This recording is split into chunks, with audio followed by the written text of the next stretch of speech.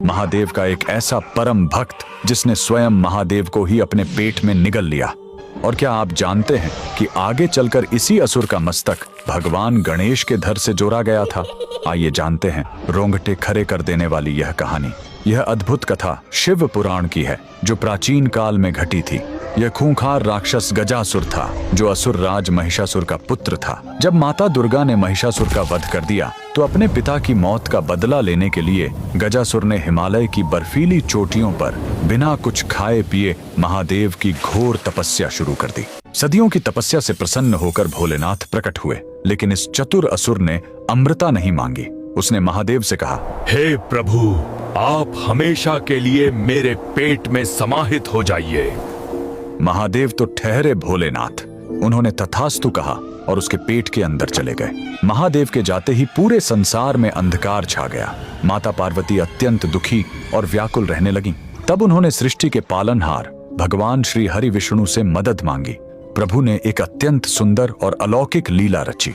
उन्होंने महादेव के परम भक्त नंदी को एक बेहद आकर्षक नृत्य करने वाले बैल के रूप में सजाया और स्वयं एक ग्वाले का रूप धारण कर गजासुर के राज्य पहुंच गए। गजासुर के दरबार में पहुंचकर उस ग्वाले ने अपनी बांसुरी से ऐसी दिव्य और मधुर धुन छेड़ी कि पूरा राज्य मंत्रमुग्ध हो गया। उस अलौकिक संगीत पर अपने आराध्य शिव के वियोग में तड़प रहे नंदी ने ऐसा अद्भुत और भक्तिमय नृत्य किया कि गजासुर अपनी सुध बुद्ध खो बैठा। अहंकार और अत्यधिक प्रसन्नता में आकर उसने कहा, मांगो ग्वाले, तुम्हें क्या वरदान चाहिए? ग्वाले ने तुरंत मुस्कुराते हुए कहा, अगर देना ही है तो अपने उदर से महादेव को बाहर निकालो। ये सुनते ही गजासुर के होश उड़ गए। वह समझ गया कि यह कोई साधारण ग्वाला नहीं बल्कि साक्षात श्री हरि विष्णु है। अपना अंत निश्चित जानकर भी उसने अपने वचन की लाज रखी और अपना पेट चीरकर महादेव को बाहर निकाल दिया। अपने प्राण त्यागते हुए गजासुर की इस अनन्य भक्ति और वचनबद्धता को देखकर महादेव अत्यंत प्रसन्न हुए। गजासुर ने मरते हुए कहा, प्रभु, आपके निवास से मेरा शरीर अत्यंत पवित्र हो गया है।